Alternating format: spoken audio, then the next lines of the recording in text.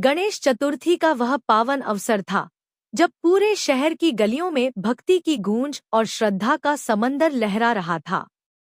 सुबह से ही लोग पारंपरिक पोशाकों में सज-धज कर तैयार थे। हर गली, हर चौराहा जैसे एक अलौकिक ऊर्जा से भर उठा था। आसमान में ढोलन गाड़ों की आवाजें तैर रही थी और हवा में अबीर गुलाल उड़ रहा था। लोगों के चेहरे पर एक अलग ही चमक थी, जैसे वर्षों की मनोकामनाएं उस दिन भगवान गणेश के चरणों में समर्पित हो रही थी। सबके मुंह से एक ही स्वर निकल रहा था, गणपति बप्पा मोरया, मंगल मूर्ति मोरया। यह नारा मानो पूरे शहर को झकझोर रहा था। ढोल की थाप के साथ भक्तों की टोली पूरे जोश में झूम रही थी। महिलाएं सिर पर पूजा की थाल लिए, बच्चे बप्पा के मुखौटे लगाए और बुजुर्ग अपनी कांपती आवाज में भी उतनी ही श्रद्धा से जयकारा कर रहे थे। वातावरण भक्तिमय था, लेकिन साथ ही अनुशासित भी। इस विशाल शोभायात्रा के दौरान हर कोई एक दूसरे की मदद करता दिख रहा था। थोड़ा गैप दो बेटा, पीछे आओ, पीछे आओ। यह आवाज एक स्वयंसेवक की थी, जो लोगों को पीछे हटने और व्यवस्था बनाए रखने का आग्रह कर रहा था।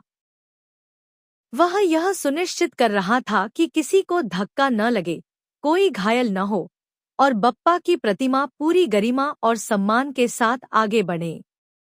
भक्तों की टोली जब भी रुकती, तो लोग अपने मोबाइल कैमरों से बप्पा की झलक को कैद करने में जुट जाते, पर वहीं स्वयंसेवक कहते, रुक जाओ बेटा। अभी तक 2 हाथ का शॉट दो, सारे पैर का शॉट कर लो, पर पूरा मत चढ़ बेटा, पूरा मत चढ़। ये शब्द न सिर्फ आयोजन की गरिमा बनाए रखने के थे, बल्कि भक्तों के जोश को भी दिशा देने वाले थे। चारों ओर से जयघोष की आवाजें आती रहीं।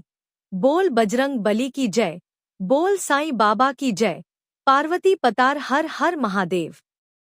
जैसे जैसे शोभायात्रा आगे बढ़ती, जयकारों की तीव्रता बढ़ती जाती। भक्तगण सिर्फ गणपति बप्पा को नहीं, बल्कि अपने अपने आराध्य देवताओं को भी याद कर रहे थे। हर धर्म, हर मान्यता का वहां समावेश था, और यही उस उत्सव की सबसे बड़ी विशेषता थी, एकता, समर्पण और समरसता। भक्ति की इस बाढ़ में अचानक जब श्री कृष्ण की झांकी सामने आई, तो जैसे समय थम गया। कोई आवाज आई, बारी है जी, घोड़ा पाल की। और फिर सैकड़ों की भीड़ ने एक स्वर में गूंजाया, जय कन्हैया लाल की। एक के बाद एक जयकारे आसमान में गूंजने लगे और हर एक व्यक्ति अपने आराध्य में डूबता चला गया। घोड़ा पाल झांकी में बाल गोपाल अपने सजेजे वाहन पर सवार थे और आसपास राधा कृष्ण के नृत्य रूपों का सुंदर प्रदर्शन हो रहा था। इन झांकियों को देखकर छोटे छोटे बच्चे मुस्कुरा रहे थे और बुजुर्ग भाव विभोर हो आंखें बंद कर ध्यानस्थ हो रहे थे। शोभायात्रा में आगे की तरफ बड़ी गणेश प्रतिमा थी, जो फूलों, बिजली की झालरों और रंगीन कागजों से सजाई गई थी। लोगों की नजरें एकटक उसी पर टिकी थी। किसी ने बप्पा के चरणों में लड्डू रखा, तो किसी ने दूर्वा और मोदक का भोग चढ़ाया। हर भक्त की प्रार्थना अलग थी, पर भावनाएं एक जैसी, पूर्ण समर्पण। इस पवित्र माहौल में हर वर्ग, हर आयु और हर पृष्ठभूमि के लोग साथ थे, कोई बड़ा नहीं, कोई छोटा नहीं। वहां सिर्फ एक ही बात महत्वपूर्ण थी, श्रद्धा। हर नुक्कड़ पर जल सेवा की व्यवस्था थी। कई स्वयंसेवी संस्थाएं पानी, प्रसाद और फल वितरित कर रही थी।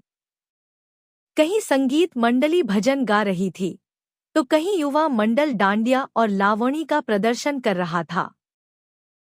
यह उत्सव केवल धार्मिक नहीं, बल्कि सांस्कृतिक एकता का भी प्रतीक बन गया था।